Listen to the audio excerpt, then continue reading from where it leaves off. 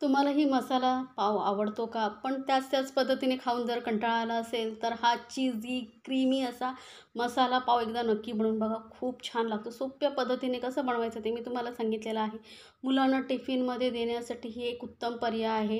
तर बघू शकता किती टेस्टी असा हा मसाला पाव झालेला आहे आणि एकदम चीझी, क्रीमी असा हा पाव कसा बनवायचा आणि तेही घरामध्ये जे उपलब्ध साहित्य असेल त्यामध्ये तुम्ही बनवू शकता. तर एकदा नक्की बनवा आणि मला कमेंट्समध्ये जरूर सांगा तुम्हाला ही रेसिपी कशी वाटली आणि अशा छान छान रेसिपीसाठी आपल्या चॅनलला सबस्क्राईब करायलाही विसरू नका. सोबतच बेल आयकॉनवरती नक्की क्लिक करा म्हणजे माझ्या नवीन रेसिपीची नोटिफिकेशन लगेचच तुमच्यापर्यंत पोहोचेल. आणि मुलांनी जर ही पाव खाल्ला ना तर नेहमीच तुम्हाला बनवायला सांगतील एवढे हे टेस्टी लागतं. त्यासाठी काय करायचं आहे बघा. इथे घेतलेले मी कढई, त्यामध्ये एक मोठा चमचा तेल घालते. तेल चांगलं तापलं की त्यामध्ये ना थोडंसं घालू, एक चमचा एवढं बटर, एक क्यूब असते ना तेवढं बटर घालते.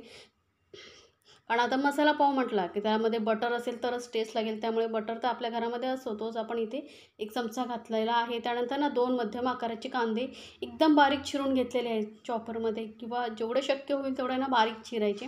म्हणजे काय होते, भाजी जी आपण बनवणार आहोत ना चांगली मिळून येते. अशी वेगळी अशी वाटत नाही, छान अशी दाटसर भाजी होते. आता कांदा आपल्याला बघा थोडंसं भाजून घेतल्यानंतर यामध्ये घालायची शिमला मिरची.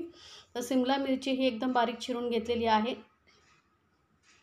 तर तुम्हाला जर आवडत असेल तर इथे गाजरही घालू शकता, फ्लावर, तुम्हाला ज्या भाज्या आवडतात ना त्या इथे घालू शकता. पण आपण काय घरामध्ये जे उपलब्ध असेल त्यामध्येच बनवणार आहे, त्यामुळे माझ्याकडे फक्त शिमला मिरची होती.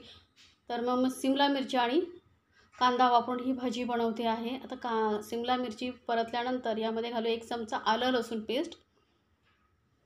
आणि गॅस लक्षात ठेवा आपल्याला मीडियमवरती ठेवायचं आहे, कारण आपल्याला या भाज्या ना एकदम अशा शिजवून नाही घ्यायचे, थोडेसे असं ना क्रंची असल्या पाहिजेत तर खाण्यासाठी टेस्टी लागतात. त्यामुळे आपण बघितलं असेल तुम्ही कांदा वगैरे एकदम लालसर केलेला नाही, हलकासं गुलाबी झाल्यानंतरच त्यामध्ये शिमला मिरची टाकलेली आहे. आता 2 मोठ्या आकाराचे टोमॅटो ही बारीक चिरून घेतलेले आहेत, किंवा तुम्ही पेस्ट करूनही घालू शकता. तर टोमॅटो हे हलकंसं आपल्याला तेलामध्ये चांगलं परतून घ्यायचं आहे. गॅस मिडियमवरतीच ठेवलेली आहे. होऊ शकता टोमॅटो ही मस्त असं थोडंसं शिजला गेलेला आहे. आता यामध्ये आपल्याला काही हलके-फुलके मसाले ॲड करायचे जे आपल्या घरामध्ये उपलब्ध असतात. तर इथे मी पाव चमचा एवढी घालते हळद, 1 चमचा धने पावडर घालते. या पद्धतीने एकदा नक्की बनवून बघा, छान लागते चवीला. अर्धा चमचा जिरं पावडर घालते, किंवा तुमच्याकडे मिक्स जिरं पावडर, धने जिरे पावडर असेल तेही घालू शकता. 1 चमचा इथे मी लाल मिरची पावडर घालते. आता तिखट तुम्हाला किती हवं आहे त्यानुसार तुम्ही मिरचीचं प्रमाण कमी जास्त करू शकता. आणि सर्वात महत्त्वाचं इन्ग्रेडियंट्स म्हणजे पावभाजी मसाला. तर इथे 2 चमचे भरून मी पावभाजी मसाला घालते. कुठल्याही ब्रँडचा तुम्ही घालू शकता, पण पावभाजी मसाला थोडा जरा जास्तच घाला म्हणजे भाजी चवीला खूप भारी लागते. तर आता हे सर्व मसाले आपल्याला मिक्स करून घ्यायचे. चांगले कांदा, मिरची, शिमला मिरची याबरोबर परतून घ्यायचे आहेत. म्हणजे काय होईल, मसाल्यांमध्ये जो कच्चेपणा वगैरे असेल तोही निघून जाईल आणि भाजी आपली टेस्टी होईल. त्यासाठी आपण हे सगळे मसाले चांगले असे मिक्स करून घ्यायचे. बघू शकता कलर किती सुंदर आलेला आहे. आता यामध्ये ना थोडंसं पाणी घालूया. तर आधी थोडंसं पाणी मिक्स करून बघूया, कारण आपल्याला ना ही भाजी एकदम पातळ नको आहे, थोडीशी दाटसर अशी हवी आहे ग्रेव्हीसारखी. त्यामुळे मी आधी थोडंसं पाणी घातलेलं आहे. तर अजून थोडंसं पाणी मी घालते, कारण जर एकदम घट्ट असेल ना भाजी तर स्प्रेड करायला कठीण होतं. त्यामुळे थोडीशी पातळ करायची आहे. आणि यामध्ये आता घालूया चवीनुसार मीठ. होऊ शकता भाजीचा कलर किती सुंदर आलेला आहे, एकदम जसं आपण चौपाटीवरती वगैरे पावभाजी खातो ना तसा सुंदर कलर आलेला आहे, कुठलाही फूड कलर वगैरे न वापरता. आता यामध्ये मी चवीनुसार मीठ घातल्यानंतर आपण थोडीशी वरून कोथिंबीर घातलेली आहे. कोथिंबीर ऑप्शनल आहे, तुम्हाला आवडत असेल तर घाला. फक्त 2 मिनटं आपण ही भाजीने शिजवून घेणार आहोत झाकून. जास्त शिजवायची नाही आपल्याला, फक्त 2 मिनटं शिजवून घेतलेली आहे. बघू शकता भाजी आपली तयार झालेली. इतपतच आपल्याला अशी सैलसर भाजी पाहिजे, जास्त दाटही नको, जास्त पातळही नको. तर भाजी आपली तयार झालेली आहे. थोडीशी हलकीशी थंड करून घेऊया. तोपर्यंत काय केलेलं आहे बघा, मी इथे ना असं जे पाव असतात त्याला मधून कट करून घेतलेला आहे.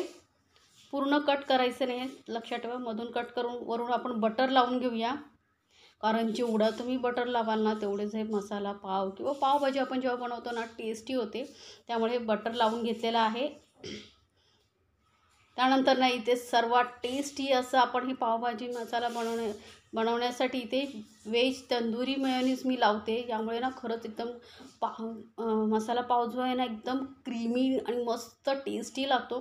तर एकदा ह्या पद्धतीने नक्की बनवून बघा. आता तुमच्याकडे तंदुरी नसेल मेयोनीज तर नॉर्मल मेयोनीज हे असं व्हाईटवालं तेही लावलात तरी चालेल. नाहीच काय तर टोमॅटो केचप जरी लावलात ना तरी चालेल. हलकासा टोमॅटो केचप वरून लावून घ्या. आता यावरती आपण जी भाजी बनवली आहे ती लावून घ्यायची. एकदम पण पूर्ण भरायचं नाही, हलकासा वरती लेअर जाड थोडासा पाव इंच एवढा लेअर येईल एवढंच आपल्याला ही भाजी लावून घ्यायची आहे. आता भाजी व्यवस्थित लावून झाल्यानंतर इथे घालायचं आहे चीज. कारण चीज मसाला पाव बनवतो त्यामुळे थोडं चीज तुम्हाला जसं आवडतं जास्त कमी त्या प्रमाणात घालू शकता. कारण मुलांना चीज हे भरपूर आवडतं. त्यामुळे जर असा चीजी असा मसाला पाव बनवून दिलात ना तर डेफिनेटली मुलं खूप आवडीने खातील. आणि बाहेरचा पिझ्झा वगैरे खाण्यापेक्षा तुम्ही घरी असं जर काही बनवून दिलात तर मुलंही आवडीने खातात. आणि टिफिनमध्ये देण्यासाठी एक उत्तम पर्याय आहे. त्यामुळे तुम्ही नक्की बनवून मुलांना देऊ शकता. आता चीज घालून झाल्यानंतर वरून थोडंसं बटर लावते मी. आता वळूया आपण गॅसकडे. तर गॅसवरती मी एक पॅन ठेवलेला आहे आणि त्यावरती थोडंसं बटर लावूया. बटरनं हलकासा असं स्प्रेड करून घेऊया म्हणजे व्यवस्थित पूर्ण पॅनला लागेल.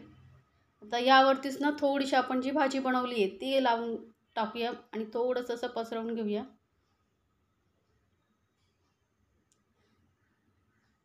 भाजी हलकीशी पसरवून व्यवस्थित झाल्यानंतर आपण जे पाव बनवून ठेवले होते ते यावरती ठेवूया.